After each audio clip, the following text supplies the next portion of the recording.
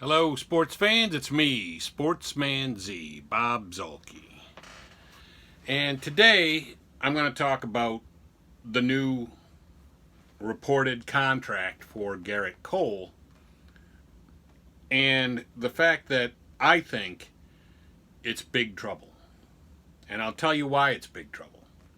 Contracts like his reported contract that I'm not even sure if he signed it yet or not, but what's being reported is a $324 million contract over 9 years. And contracts like that, and also Bryce Harper's falls into that same category. His was $330 million for 13 years. These contracts are big trouble for baseball. They're big trouble for baseball. They're big trouble for these teams. Now, last year, as frustrating as the offseason was last year, except for the signings of Machado and Harper, it was refreshing to see that owners had supposedly gotten smart and realized that, hey, we can't be paying out this kind of money over this kind of a length of time to these players. Now, the owners, I'm not sure if the owners realize this. I mean, they must realize it because I can see it. But the reason that they're making all this money and that they can sign 13-year contracts and 9-year contracts for $300+ million is because of TV contracts. Contracts with TV big corporations like Comcast, Comcast and FS1 and FS South and FS Ohio, and the Yankees have the Yes Network, and the Orioles and the Nationals have MASN. It's because of these TV networks and corporations that these teams can do this. Because, make no mistake, the Phillies cannot sign Harper to a 13-year, $330 million contract if they have to rely on ticket sales. That's not going to do it. That's not going to pay for Harper. The same thing with the Yankees and Garritt Cole. The Yankees cannot pay for Garritt Cole with all of the luxury seats they got and all of the ticket sales that they probably make. It's really driven by the sales of memorabilia and jerseys and stuff like that, and TV contracts. So now the question is, what's the problem with the TV contracts? Well, I'll tell you what the problem with the TV contracts is. Let's take a microcosm. Let's step back and look at a TV contract. As a matter of fact, ESPN is one of the companies that pays Major League Baseball teams millions and millions of dollars every year to televise those teams at various times throughout the year. Although, in my personal opinion, they should really only be paying the Cubs, the Dodgers, the Yankees, the Red Sox, and the Mets, because those are basically the only teams you ever see on ESPN Sunday Night Baseball. But I digress. That's neither here nor there. But here's the problem. ESPN, you've probably heard in recent years how ESPN has cut back on different programs. They've canceled different programs. They've fired different people. They've let them go. They didn't fire them necessarily for any digression. It was just maybe they got rid of their show and they had to cut costs and let people go. The reason for this is that there's a new trend starting where people are starting to get their entertainment in other places. People are starting to watch Netflix, and they just get their entertainment solely from Netflix and Hulu. Netflix, I get Netflix and Hulu. They're only like $8 a month. Maybe they raised it, so maybe it's 10 or 11. So Netflix, Hulu, YouTube, which you're watching right now. YouTube is free. You just have to sign up for an account, and then you have a YouTube account or a Google account or whatever. And so then you have YouTube. And you can watch it anytime, and it's free. It's totally free. You don't have to pay a cent for it. And Amazon TV, Amazon Entertainment, whatever they call themselves. People are starting to get their entertainment through those sources, which are much cheaper than cable. So that's bad news, because when you get a cable package, the most expensive channel in the cable package is ESPN. ESPN is about $12 or $13 of the total cable package. All of the other cable channels and networks are like $3 and $4 in that package, or less, or maybe even less. But ESPN is like 12 or 13. And over the last few years, ESPN has slowly been raising the price of their channel to the cable companies, because people have been dropping off and not getting cable as much. And so with less viewership, ESPN had to raise their prices of their channel to be able to keep the level of shows and all of the people that they employ. So it's kind of like it's a spinning wheel that is never going to stop for ESPN, because they'll keep raising prices. More people will unsubscribe from cable. They raise the price, more people unsubscribe from cable. And what are their options? They can't lower the price, because if they lower the price, then they're going to be in the red quicker, because these people that already left and aren't getting cable anymore, they're not going to come back just because the cable package is a little less expensive now, because ESPN isn't as expensive anymore. They're not coming back. So the only option they have is keep raising it as more people drop off, keep raising it, more people drop off. That's the only option ESPN has. So you would have to ask yourself if ESPN has that. I mean, the best, and let's go back to that ESPN situation. I think the best thing they could do is just keep the price right where it is. Just keep it right where it is. Don't raise it, don't lower it. Just keep it right where it is, because that will slow down the bleeding.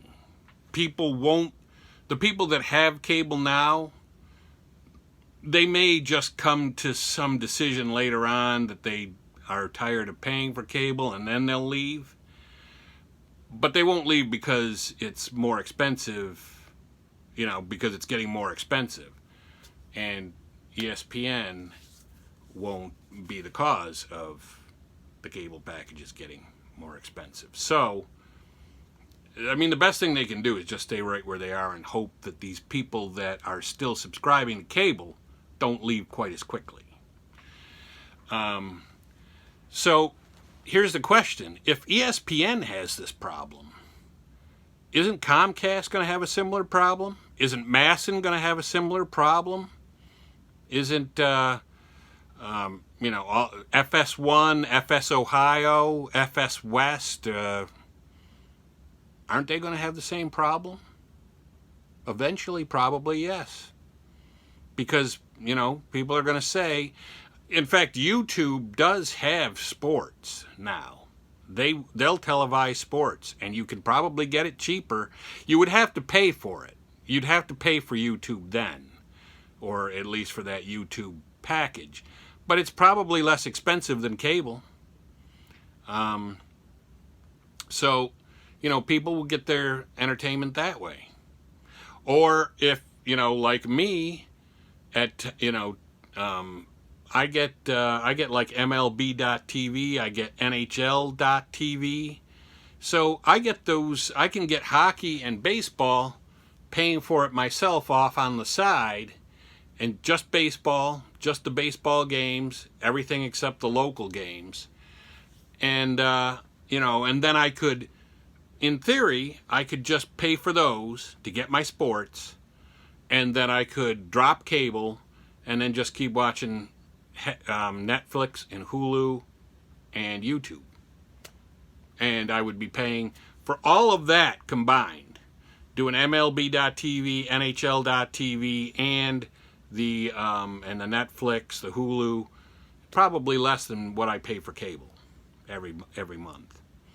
So those big channels, those other big channels like ESPN, are going to run into this same problem. So now what happens? Well, what happens now is when those big TV contracts come up for renewal, FS1 and Comcast and all of these other networks are going to tell, you know, the Yankees and the Dodgers and the Cubs, they're going to say, even my White Sox, they're going to tell them, listen, we can't pay your club $1 billion a year anymore to televise your games. So we're sorry, but we've got people that are, you know, dropping like flies from cable networks and subscriptions, and we just can't do it anymore. So too bad. So now what happens? Well, now what happens is, like, this is not bad for, like, you know, the Phillies signed Didi Gregorius for 1 year, $13 million. That's not bad, because then they just got to get through that year. Like, if this happens, like, say this is somewhere in the future and they signed a guy like Gregorius for 1 year for $13 million, and then Comcast in Philadelphia said, we can't do it anymore. Can't do it. Well, the Phillies only have to pay that 1 year, or that team, that whatever team that has that player that signed for $13 million for one season. They just got to get through that season and they're fine. But the Phillies, as far as Harper goes, they got to pay him for the next 12 years. They got to pay him $25 million a year, whatever it was, $24.5 million every single year for the next 12 years. No exceptions, can't get out of it. There's no way to get out of it. That's why, you know, a buddy of me and a buddy of mine, we were joking last year after he signed the contract. We said that this dude is the smartest guy in America, because he got a no-trade clause. He got a guarantee. It's guaranteed for the entire 13 years. There's no escape clauses. There's nothing. He's going to be paid and play for the Phillies for the next 12 seasons at $25 million a year. And the Yankees now are going to have the same problem with Garritt Cole. That brings us back to Garritt Cole. The Yankees, whatever TV contracts they have, if, you know, I mean, and they own Yes, so I don't know if Yes is the only one that televises their games, but even Yes is going to suffer if people drop cable and stop watching TV and stop watching sports through, you know, through Yes, and they get it like on MLB.TV or something. So, you know, and so like a 9-year contract, if this happens, if this collapse I'm talking about, and I'm not saying that this collapse is coming in a year or 2 or 3, maybe not even 5, not even maybe 7, but sooner or later it's going to happen. It's coming.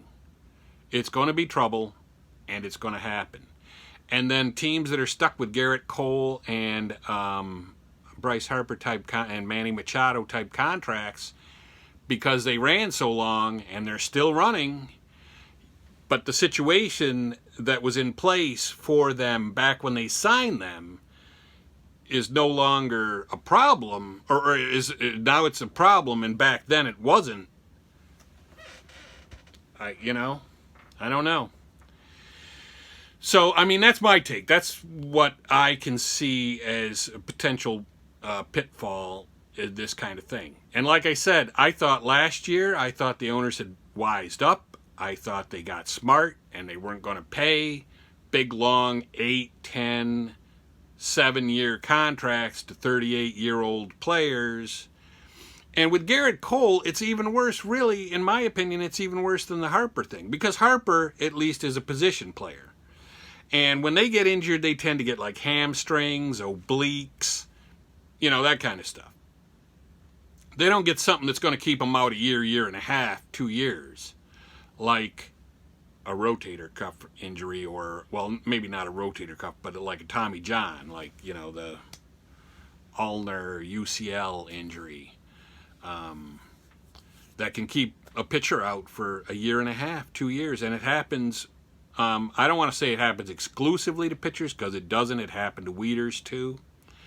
But it happens most of the time to pitchers. So the Yankees are not only taking a chance signing anybody for 9 years and $324 million, but it's a pitcher on top of all of that. And if you sign any pitcher for 9 years, you're just cuckoo. I mean, I don't care how good the pitcher is. I don't care how young he is. You're a kook.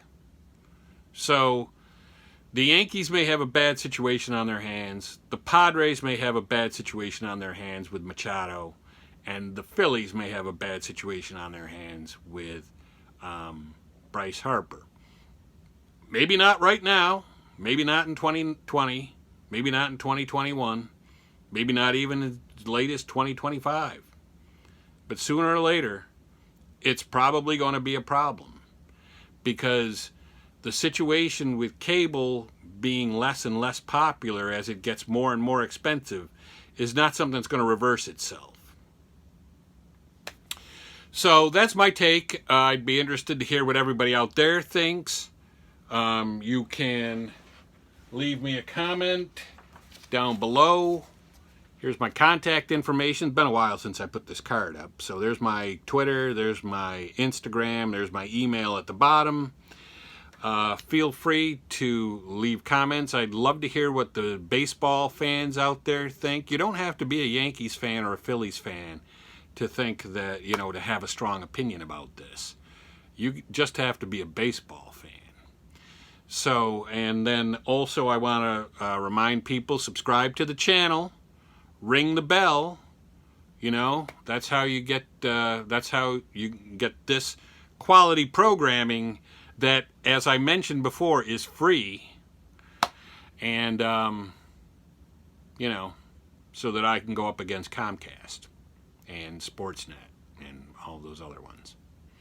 So anyway, right now, Sportsman Z, Bob Zolke, signing off for right now.